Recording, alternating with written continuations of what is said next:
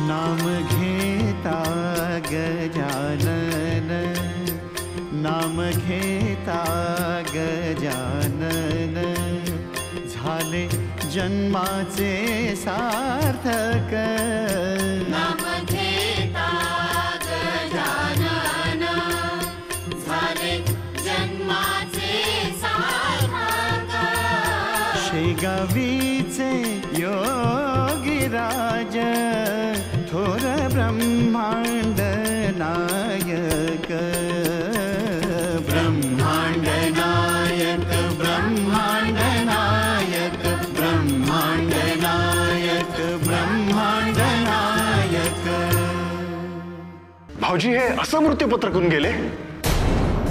आपण जरी सर्वाधिकार मला दिले असले ना, तरी आईला विश्वासात न घेता मी कुठलाही निर्णय घेणार नाही। सांगतो तसं ऐकलंस तर झटकन सगळी संपत्ती तुझी होईल। ते कसं शक्य आहे?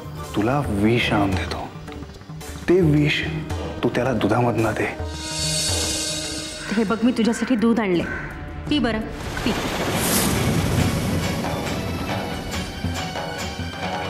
गणगण गणात मोठे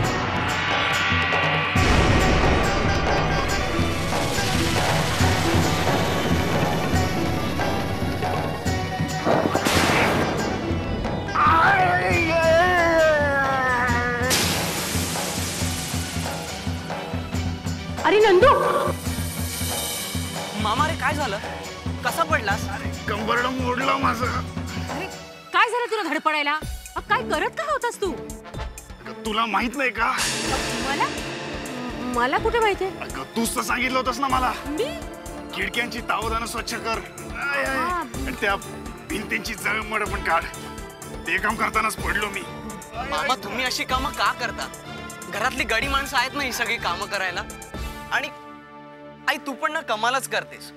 मामाला अशी कामं करायला का सांगतेस? बरं नाही दिसत ते। मामा हाडवैद्यांकडे जाण्याची गरज वाटते का? मी बोलवू का त्यांना? नको नको, मी ठीक आहे। नंदूबाळ, जा, तू काही काळजी करू नकोस त्याची। जा, तू दूध पिऊन घे बरं, मी बघते त्याला। हं? काय झालं तुला धडपडायला? हा, तुझ्या आवाजाने तो दूध पित होता, तो थांबला ना?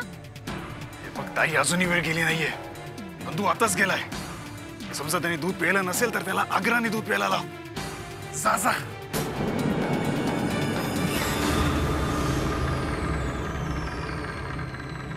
अरे पेल्यातलं दूध सांडले।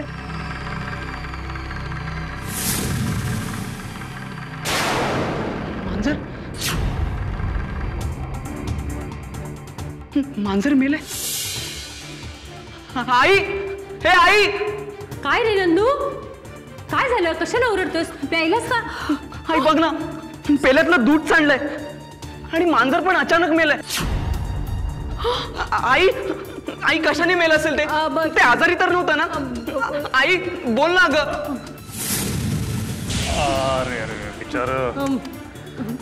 मामा, मामा बघ ना, मांजर मेलंय ते आणि पेल्यात दूध पण नाहीये। नंदू, तू दिवसभरात या मांजराला पाहिलंस का?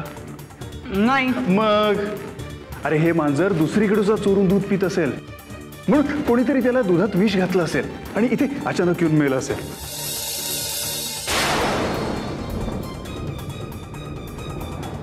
समजलं? आम्ही ते दूध पिऊ नकोस म्हणून का सांगत होतो ते? ज्यांना तू आपली माणसं मानतोस ती तुला आपलं मानत नाहीत, कारण नसताना ती तुझ्या जीवावर उठली आहेत। सावध हो नंदू, सावध हो।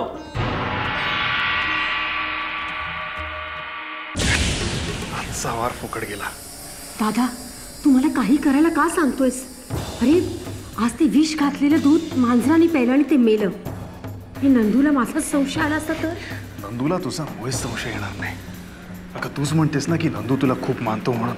हो, पण मग त्याला स्वप्नातही वाटणार नाही की तू असं काय करशील म्हणून।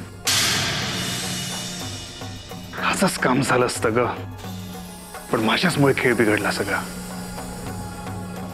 तुझ्या नंदूला ते विष घातलेलं दूध पाजत होतीस ना, तर तुला ते नीट जमेल की नाही? तू आयत्यावेळी माघार तर घेणार नाहीस ना? ते पाण्यासाठी मी खिडकीतून डोकावलो आणि तिथेच धडपडलो। नंदूचं नशीब बलवत्तर, दुसरं काय. ह्यावेळी नंदूला नशिबाने साथ दिली, पण दरवेळी असं होणार नाही. नंदू, तुला मरावंच लागेल. मी बघतो आता काय आणि कसं करायचं ते.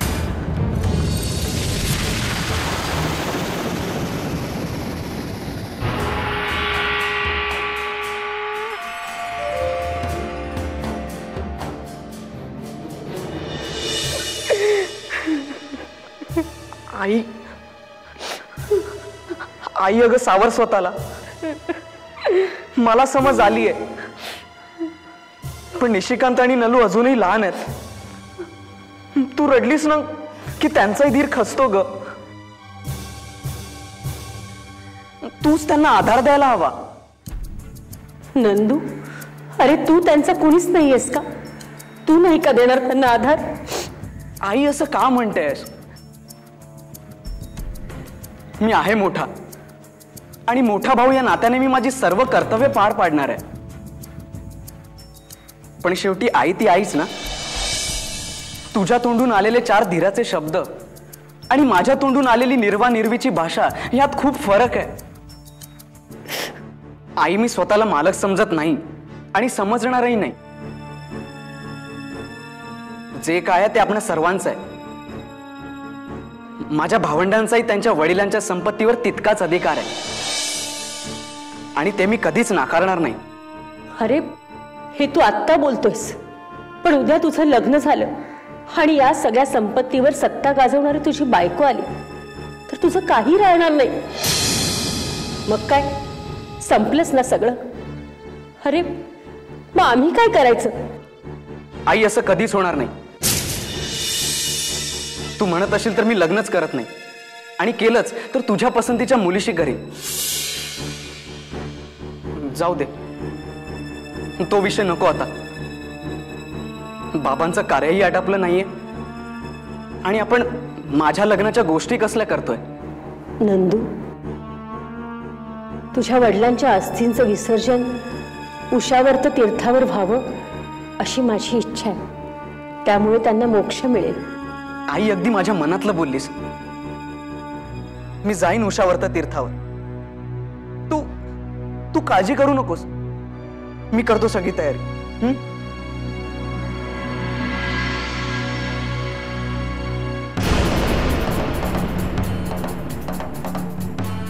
भले शाबास, एकदम चांगलं काम केलंस. चांगले मारेकरीच घालतो त्याच्यावर. या सगळ्या गोष्टी गावाच्या बाहेर होत्या. या कानाचं पण त्या कानाला कळणार नाही. नंदू बाळा, आता तुला सुद्धा तुझ्या आबांकडेच पाठव.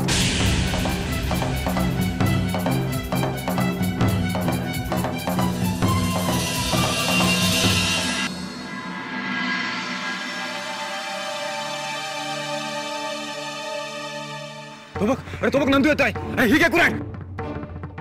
हे बघ, कुऱ्हाडीच्या एका घावाचा आडवा पाडायचा त्याला. झटापट करून द्यायचा, मोकाच द्यायचा नाही बिलकुल. नंतर एकदा की जरा बोंबलत पळाला तर सारं गाव जमा करेल आणि हा निष्ठून पळेल. कसा निष्ठूर पडेल तर एका घावाला थांबतो बघ मी.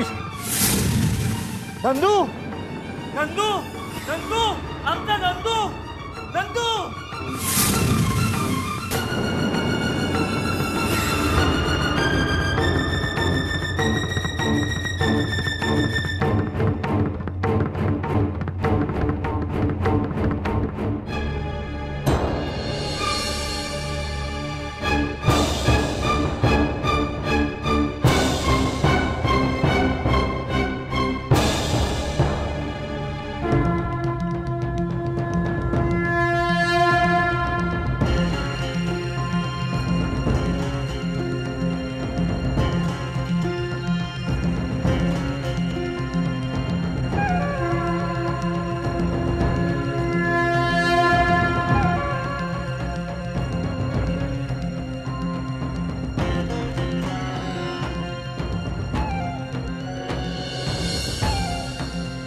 चल चल लवकर जा. चल चल चल.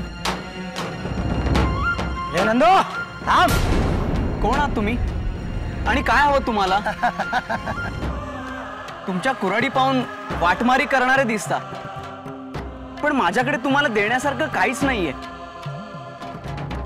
केवळ हा माझ्या वडिलांचा अस्थि कलश, याच्याच विसर्जनासाठी मी उशावर तीर्थावर जातोय. अरे पण तुला जाऊन दिलं तर जाशील ना? हा? घाल रे कुऱ्हाड.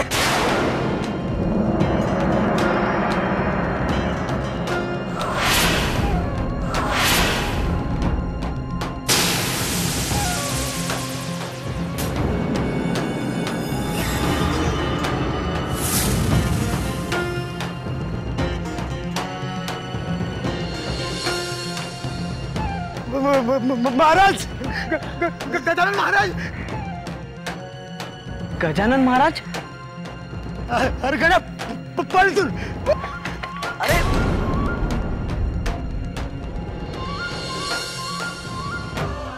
हे नेमकं काय झालं? त्यांनी माझ्यावर मारायला कुऱ्हाड उगारली आणि अचानक महाराज कुठे दिसले त्यांना? महाराज दिसत असल्याप्रमाणे ते माझ्याकडे पाहून का बोलत होते?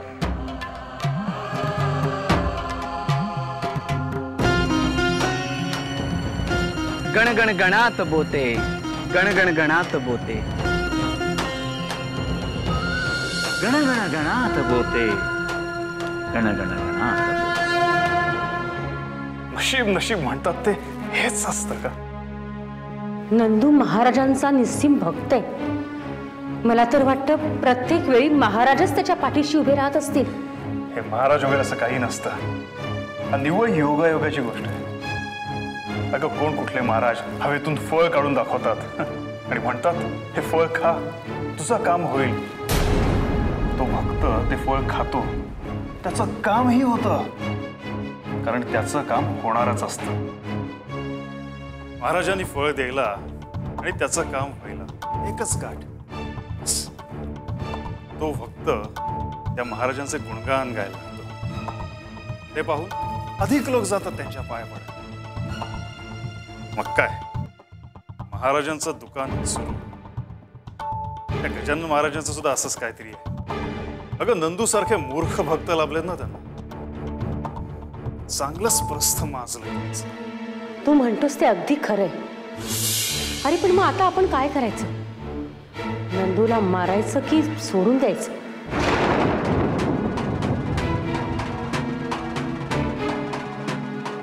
खरं सांगायचं तर त्या नंदूवर माझा राग नाही, पण मी त्याला पोटच्या मुलासारखं कधी मानलंही नाही.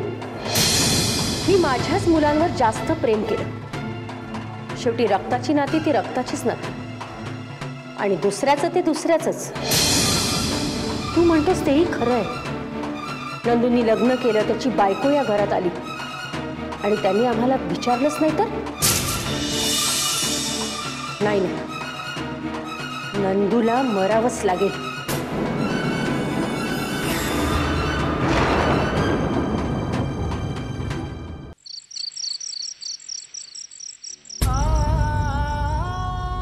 आजवर मी जे प्रेम समजत आलो ते प्रेम नव्हतंच. आईची माया नव्हतीच. तो फक्त एक दिखावा होता, संपत्तीसाठी. मी बाबांना वचन दिलं होतं की मी आईला आणि माझ्या भावंडांना सुखी ठेवीन.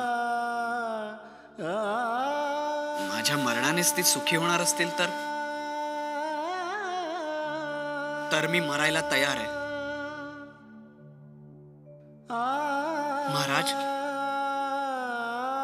उद्या सकाळी मी तुमचं शेवटचं दर्शन घ्यायला येईन.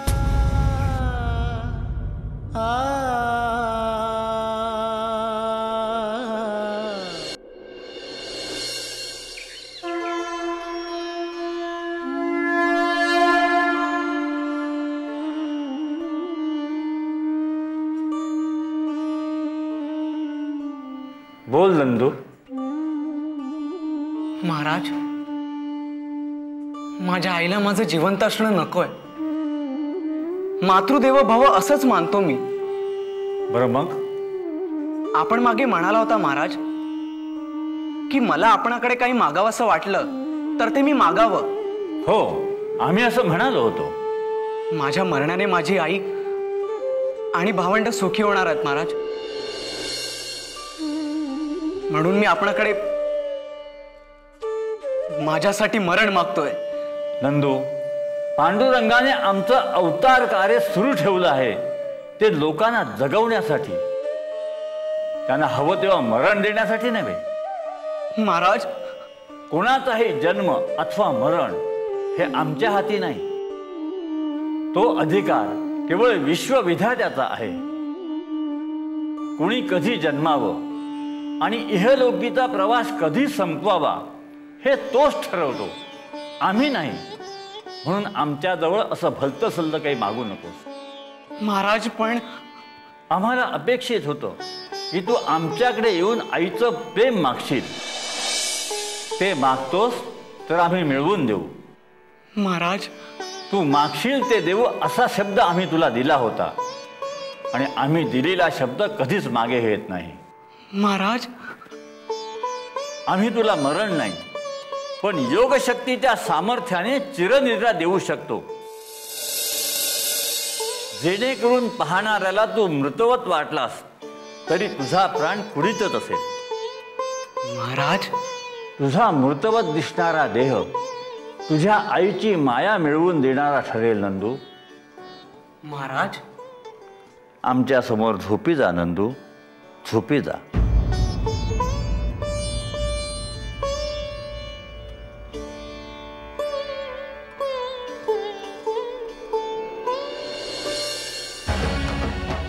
गण गण गणात भूते, गण गण गणात भूते, गण गण गणात भूते, गण गण गणात भूते, गण गण गणात भूते, गण गण गणात भूते, गण गण गणात भूते. महाराज, महाराज, नंदू, अरे नंदू, नंदू तू असं का झोपलायस? अरे उठ ना, बघ बघ मी तुझी आई आले, तुला घरी घेऊन जायला आले. नंदू बाळा उठ ना. अरे अरे उठ ना. अरे असं काय करतोस? उठ ना. अरे मी तुला घरी न्यायला आले रे. महाराज, महाराज बघा ना, माझं नंदू उठत नाहीये. अहो महाराज, का उठत नाहीये? हो का जाग करण्याचा प्रयत्न करतेस आपल्या सावत्र मुलाला? तुला याचं जगणं नको होतं म्हणून तू याला ठार मारण्याचा प्रयत्न केलास. त्यात तुला यश आलं नाही म्हणून आम्ही याला. नाही महाराज. काय नाही? महाराज, तुम्हाला असं तर म्हणायचं नाहीये ना की माझा नंदू आता कधीच जागा होणार नाही? बोला ना महाराज. जोपर्यंत नंदूचा तू सख्या मुलाप्रमाणे स्वीकार करणार नाहीस तोपर्यंत तो असाच राहील.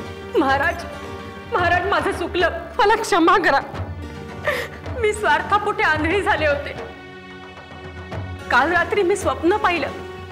माझ्या भावानी नंदूला ठार मारल्यानंतर माझ्या आणि माझ्या मुलांचा काटा काढला आणि माझी सगळी संपत्ती बळकावली. महाराज, माझे डोळे उघडले. माझं चुकलं महाराज, माझी चूक मला कळली. मी माझ्या भावाला घराबाहेर हकलून लावलं आणि नंदूला शोधत इथवर आले. महाराज मला क्षमा करा. माझा नंदू मला हवाय. यापुढे मी माझ्या नंदूला माझ्या पोटच्या मुलासारखं सांभाळेन. महाराज माझ्यावर कृपा करा. सगळ्या संपत्तीचा मोह सोडून मी माझ्या मुलाला इथून घेऊन जायला आले. खरं सांगतेस? हो महाराज. उठ, जागा हो नंदू, जागा हो. उठ,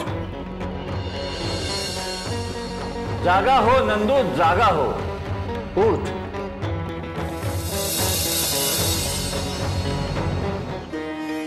नंदू, महाराज, नंदू बाळा, नंदू बाळा मला माफ कर. मग मला क्षमा कर. माझं चुकलं रे.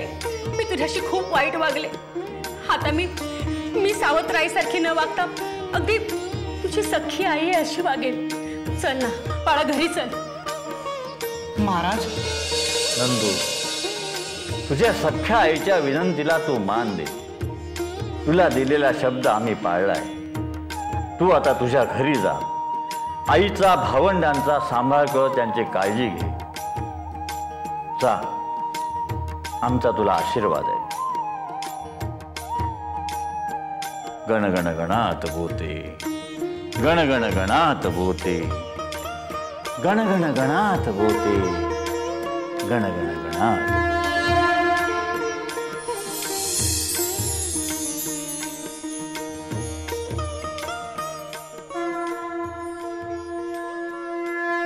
आपल्या मरणानंतर आपलं कुटुंब सुखी होणार आहे असा समज कोणत्याही दुःखावरचा अथवा समस्येवरचा उपाय नाही. आणि हेच महाराज दाखवून देतात. आपण आत्ता या क्षणी लग्न करूया मीरा. आणि इथं तर तुमच्या आणि माझ्याशिवाय कुणीच नाहीये आपल्या लग्नाचा साक्षीदार म्हणून. साक्षीदार हवाय कशाला? आपण गांधर्व विवाह करू. मीरा पोटुशी राहिली. तर ह्या मुलीचं काय करायचं ते तुमचं तुम्ही बघून घ्या. तिला विहिरीत ढकला, नाहीतर